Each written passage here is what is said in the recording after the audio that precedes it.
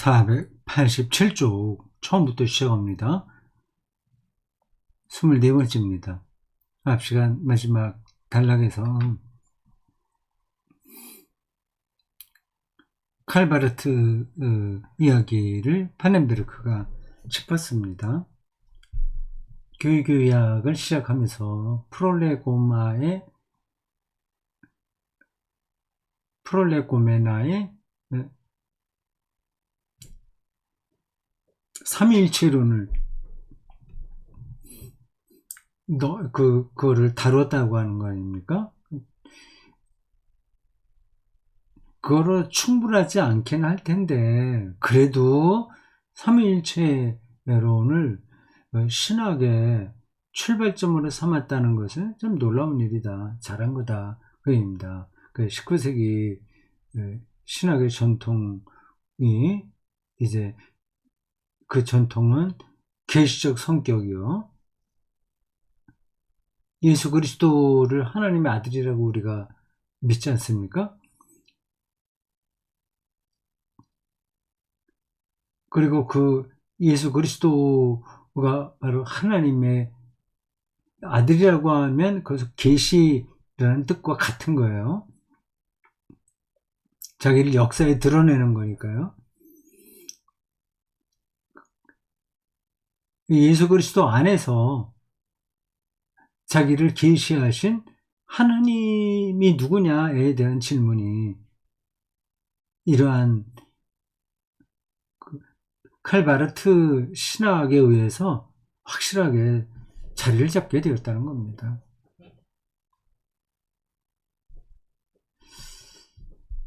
하지만 한 분 하나님이 계속 논란이 되는 겁니다.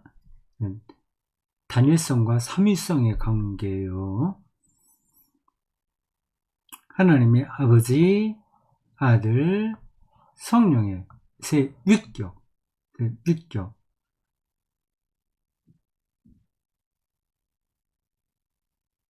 세 존재라고 안 하고 저 위격이라고 표현했죠. 존재론적으로 하나니까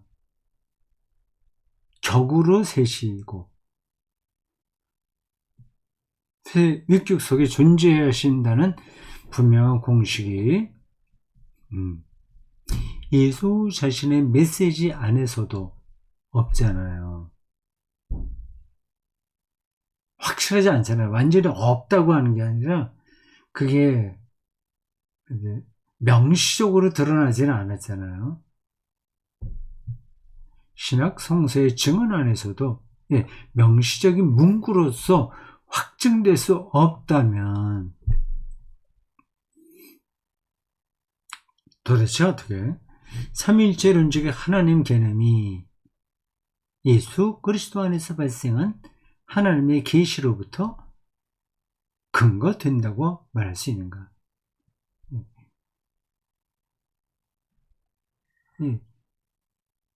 어떤 방향은 좀 잘 잡았다는 거예요. 근데 그래 성서로 돌아간다. 오직 성서다. 종교개혁의 전통에 따라서 예수 그리스도 안에서 자기를 계시하시는 하나님을 우리가 설명한다. 근데 그런 방향은 잘 잡았는데 예수님의 말씀이나 신약 성경 안에서 이 아버지, 아들, 성령과 하나이신 하나님의 관계가 그래 명쾌하게 드러나지 않았다면, 아니 명시적으로 그게 표현되지 않았다면 이 문제를 어떻게 푸냐 하는 거죠.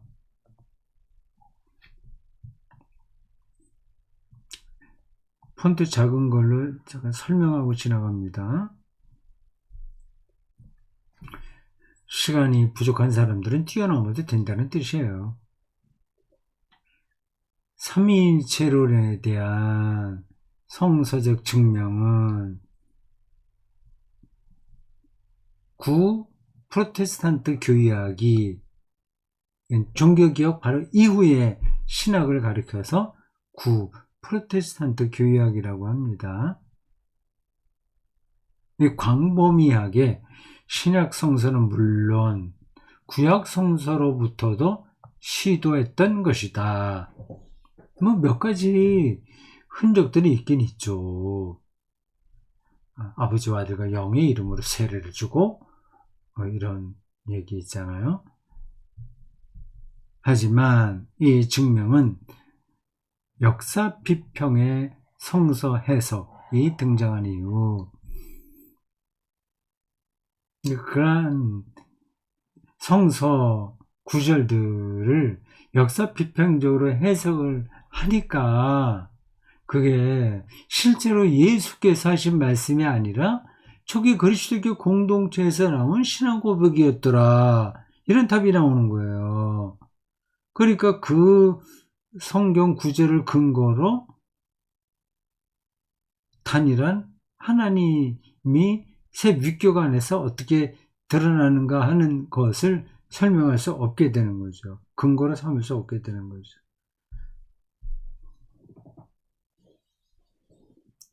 극도로 좁은 토대 위에서 겨우 근거될 수밖에 없었다. 충분하지 않은 거예요. 그런 성경 구절을 통해서 삼위일체의 단일성과 삼위성의 관계를 결정하기에는 말이죠. 이미 요한 잘로모 제물러는 이름들이 참 특이하네. 요한 잘로모 제물러는 이런 맥락 속에서 인용돼 많은 성서 저자들이 우리에게 불명확하고 불필요하게 되었다고 판단했다.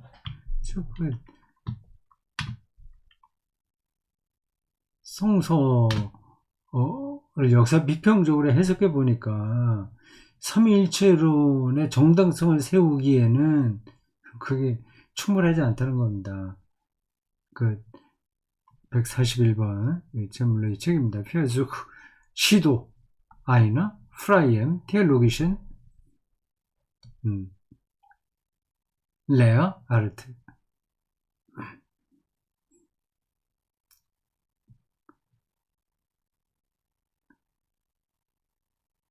이건 뭐 특별한 어떤 코스웍이 있는 데서 한 아닌데 이거 번역하기가 까다롭네요. 프라이엔 자유로운 테올로기션 신학적 레어 아르트 레어 배운다는 거거든요.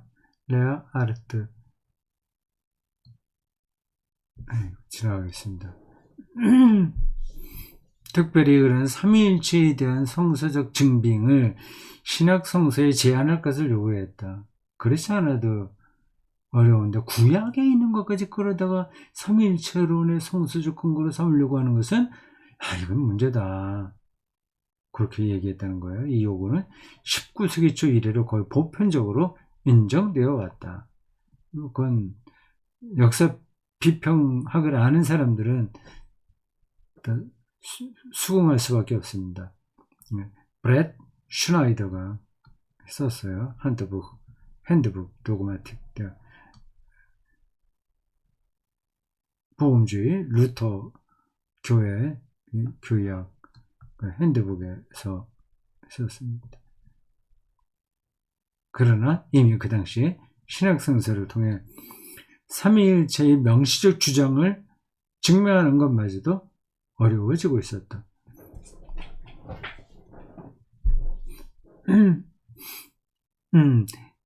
여기서 말하는 핵심은 건데 제물러는 구약은 좀 빼자. 신약에 한해서 좀 보자. 삼위일체론의 성서의 근거를 삼을 때 말이죠. 그렇게 얘기했는데 사실은 신약 성서마저도 좀 어렵게 됐다는 겁니다. 일반적으로.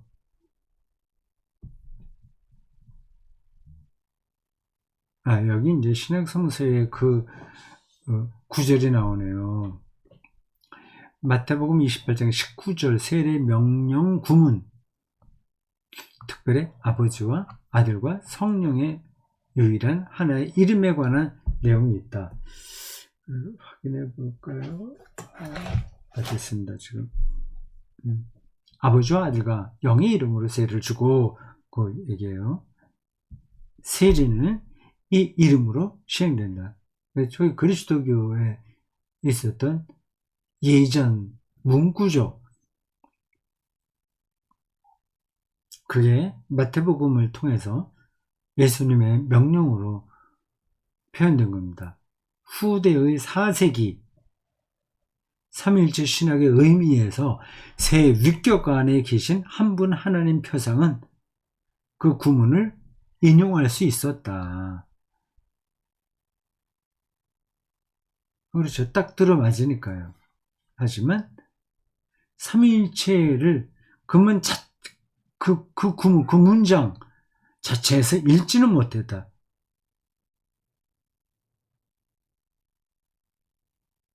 하나님 표상은 거기서 우리가 얻어낼 수 있지만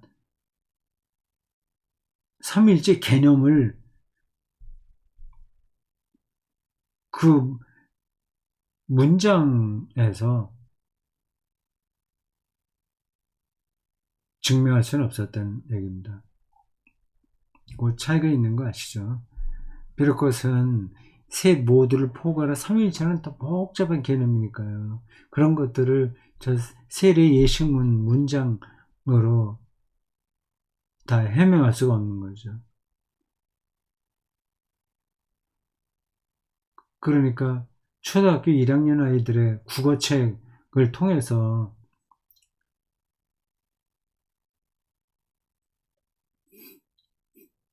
어떤 그 노벨 문학상을 받을 만한 작품의 문학적 그 작업들과 버금가는 어떤 것들을 찾아내서 얻는 거와 비슷한 겁니다.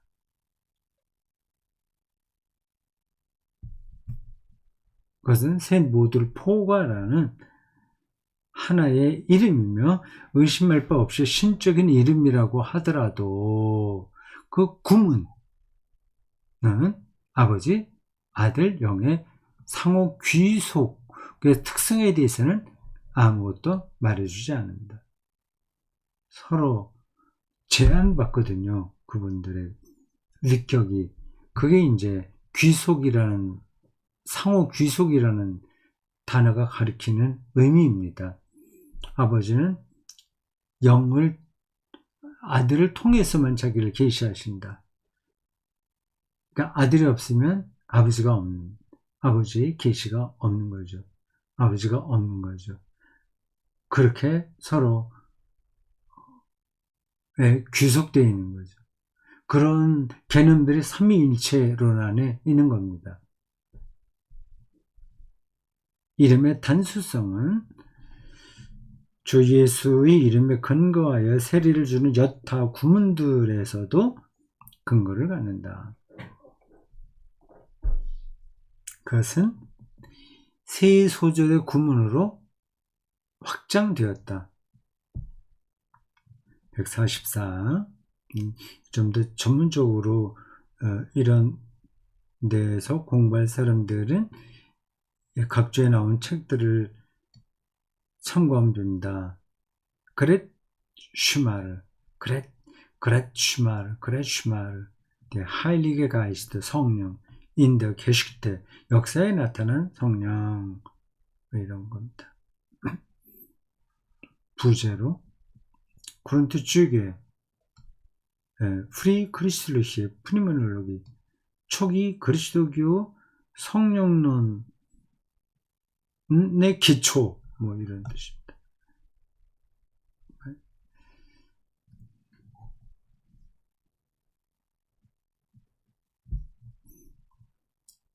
충분한 근거를 형성하지 못했다. 성서 안에 있는 또 다른 삼중적 구문들의 삼일체론의 발전을 위한 충분한 기초로 관찰되는 일은 더 적었다. 신약 성경 안에서 직접적으로 삼일체의 그 신학적 개념을 찾아내기는 어려웠다 입니다. 표상은 가능하지만 개념까지 끌어낼 수는 없었다. 교역의 전통은 오늘날 보편적으로 첨가된 문헌으로 판단되는 첨가된 문헌, 하나의 그 의식 문이 있는데, 문장이 있는데 거기에 조금 더 첨가되어 있는 역사, 초기 그리스도교의 역사 발전이 있거든요. 그런 것들을 촘촘히 따지는 게 역사 비평입니다. 요한일서 5장 7절 이하와 더불어 고린도후서 13장 13절을 인용했다. 우리 주 예수 그리스도의 은혜와 하나님의 사랑과 성령의 교제가 너희 모두와 함께 계실지어다. 이것도 예문이죠. 예식문이죠. 여기서 하나님, 그리스도 영은 나란히 언급될 뿐이며 그 관계성까지는 아직 그 신약성서가 모르는 거죠. 그리스도와 영은 하나님과 구분되고 있다. 이 축복의 인사는 결합되어 표현되고 있지만 아버지와 아들 그리스도와 영이 결합돼서 표현되지만 결코 세 모두에 대해 주장될 수 있는 신성을 말하지는 않는다. 그러면 삼위일체론으로서는 부족한 거죠. 오히려 그것은 로마서 11장 36절의 경우에 해당할 것이다. 모든 것을 그로부터, 그를 통하여, 그를 향하여, 다시요. 모든 것은, 만물은 그로부터, 그를 통하여, 그를 향하여 존재할 것이다. 그래서 그는 예수 그리스도를 가리키겠죠? 만일 여기서 구분된 세 소절이 확실히 아버지, 아들, 영에 각각 관계된다는 말이죠. 그로부터, 아버지로부터, 그를 통하여, 아들을 통하여, 그를 향하여, 영을 향하여 존재할 것이다. 하지만 여기서 중요한 것은 바울이 구속사 위로 던졌던 스토아적 구문이다. 구속사, 구원의 역사. 이 문장이 조금 거칠어요. 구원론적인 관점으로 그가 언급한 스토아적 구문이 있다는 뜻이겠죠. 스토아 철학이요. 147. 윌켄스라고 하는 신학자, 윌켄스. 이 사람도 유명합니다. 윌켄스, The Brief and the Dreamer. 로마서 주석 2번째.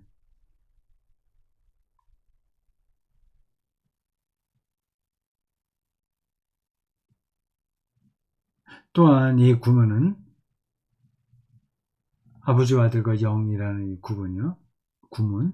고린도전서 8장 6절에도 근거하는데 이 구절의 첫 번째와 세 번째 소절은 분명히 아버지의 하나님과 관계되고 두 번째 부분은 주 예수 그리스도와 관계되어 그를 통해 모든 것이 존재하며 그를 통해서 우리도 살아간다라고 말한다. 그러니까 초기 그리스도교에서 아버지, 아들, 영에 대한 그 생각들이 좀 발전해 갔다. 그렇게 볼 수 있습니다. 그래서 그 발전된 생각들이 그 문장에 첨가되는 거죠. 아주 간단했던 아버지와 아들과 영의 이름으로 세례를 주고 요 한 문장이 이렇게 어디로부터 뭐를 통하여 뭐를 향하여 라든지 등등등등 이렇게 첨가되면서 삼위일체 개념이 확장되는 겁니다.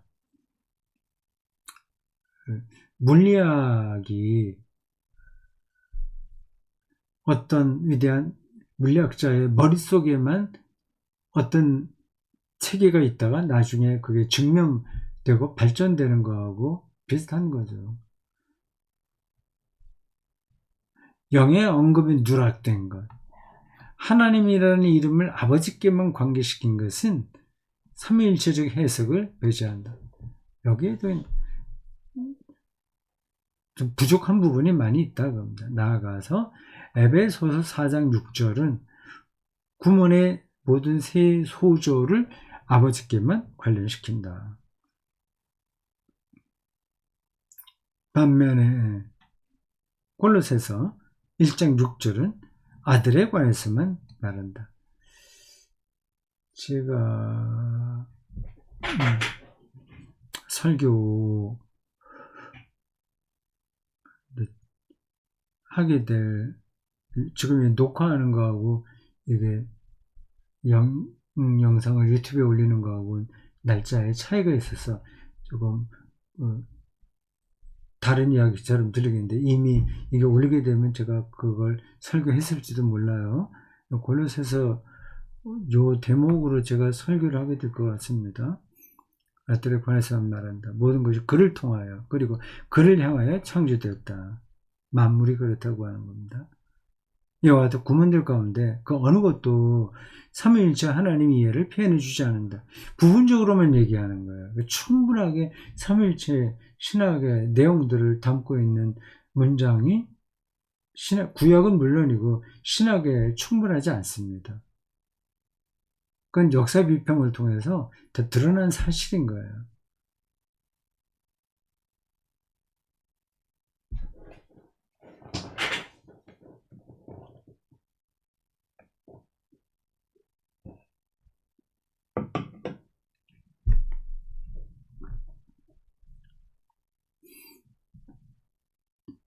비슷한 논리가 9. 프로테스탄트 교회학이 삼위일체론의 성서적인 근거로 인용했던 예수의 세례 전승에도 해당한다. 프로테스탄트는 몇백 년 전입니다. 종교개혁 바로 이후 교회학이니까요. 1600년대에 활동했던 프로테스탄트 신학자들의 교회학입니다. 지금 슐라이르마크나 뒤로 바르트 나온 이 시대와는 몇백 년 차이가 있어요. 예수의 세례 사건에서 아버지, 아들, 영은 서로 긴밀히 결합되는 것으로 언급되며 나아가 그 사건은 마태복음 28장 19절에 삼위일체론적 세례 문구의 형성에도 영향을 주었지만 마태복음 요게 9절 3장 16절 예수 세례 요 9절이 마태복음 28장 19절에 나오는 그 내용에 영향을 주었다는 겁니다. 이런 것들을 잘 살펴서 그 관계성들을 억지로가 아니라 누구나 다 인정할 만할 정도로 밝혀내는 작업이 역사 비평인 거예요. 앞에 나왔어요. 이게 중요합니다. 역사 비평. 성서의 역사 비평. 이건 신학은 이걸 전제하고 하는 작업입니다. 근데 한국 교회는 역사 비평을 못마땅히 생각합니다. 많은 주류 교단이 그렇습니다. 총신 같은 데는 유독 기도 그렇고요. 그런 교단 신학교가 많이 있습니다. 그래서 바르트 같은 사람까지 자유주의 신학자로 몰아가잖아요. 그 이유가 한 가지입니다. 바르트가 역사 비평을 받아들이기 때문에요. 근데 지금 현대 신학에서 역사 비평 받아들이지 않는 신학은 없습니다. 아예.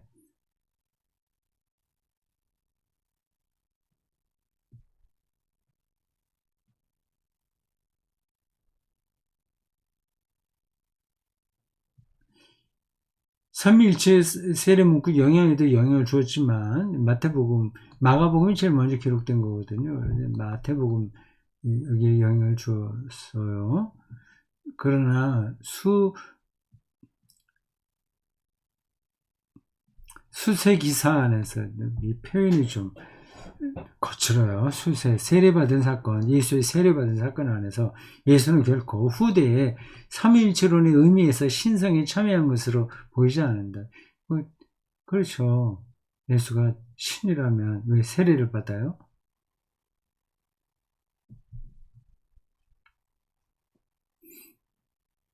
삼위일체론의 형성 과정을 뒤돌아보았을 때 비로소 예수의 세례 전승은 삼위일체의 위격들의 연합을 구체적으로 설명한 것으로 파악되고 주장될 수 있었다. 뒤돌아봤을 때 삼위일체론의 형성 과정을 뒤돌아보면 역추적하는 거죠. 예수가 세례를 받을 때 아버지가 하늘 문이 열리고 영이 비둘기 같이 내리고 그런 것들이 이제 밝혀진다. 그게 어떤 건지가 밝혀진다는 겁니다. 그 세례 받을 때 이미 삼위일체 개념이 형성된 게 아니라요.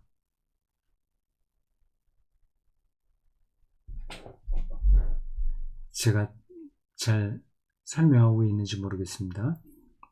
이것은 예를 들어 하나님의 예정의 결의 속에서 선지하는 아들을 양자로 삼는 예식이나 공적인 공표와는 구분된다. 그와 같은 회고적 해석을 통해 뒤돌아보는 거예요. 세례, 아버지와 아들과 영의 이름으로 세례를 준다.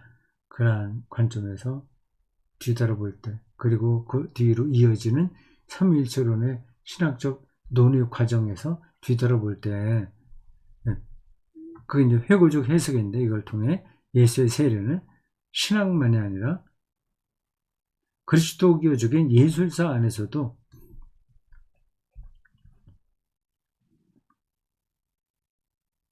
구속사의 고전적 상황 중 하나로 취급되었는데, 이것은 대체로 올바른 것이었다. 과정에서 삼위일체가 표현됐다. 갑자기 예술사가 나오니까 좀 뜬금없다는 생각이 들죠. 예수의 세례는 신학만이 아니라 그리스도교적인 예술사 안에서도 구원론적 상황의 하나로 취급되었다는 겁니다. 예술사는 이제 그림이죠, 그림. 성화예요. 예수가 세례받는 장면에 대한 그림들 있지 않습니까? 그런 그림에 이미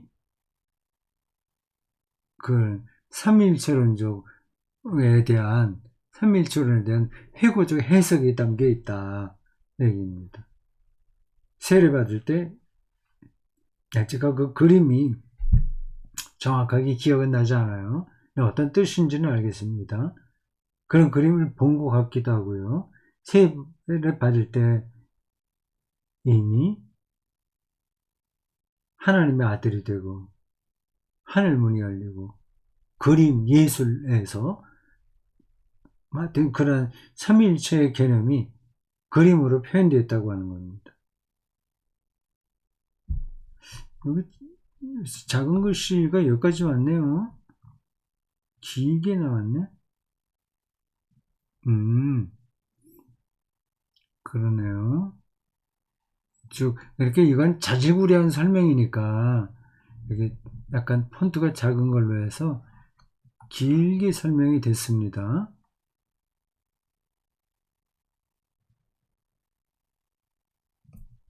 이게 어떤 뜻인지는 우리가 대략 짐작할 수 있어요.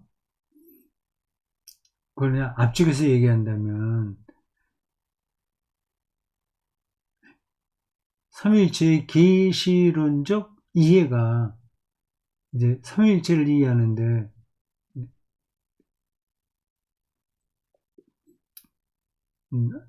관건이 되었고, 그래서 성경을 통해서만 삼위일체론을 해명하려고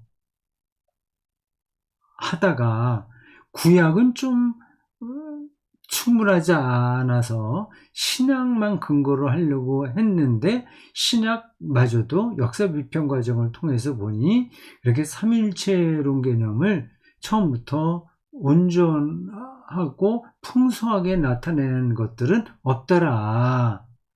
회고적으로 돌아보니까 그런 것들이, 그 문구들이 좀 연결이 되더라. 그렇게 보시면 되겠습니다. 굉장히 복잡한 그런 과정을 통해서 삼위일체가 교회 안에서 아주 핵심적 그 교리학의 주제가 된 겁니다. 우리 선배들이 수고를 많이 했어요. 이제 이런 과정을 통해서 하나님에 대한 이해도 더 깊어지는 거죠. 그래서 바르트가 다음 장에서 하나님의 신적 본질, 본성? 본질? 뭐 그걸 더 다루려고 하는 거 아니겠습니까?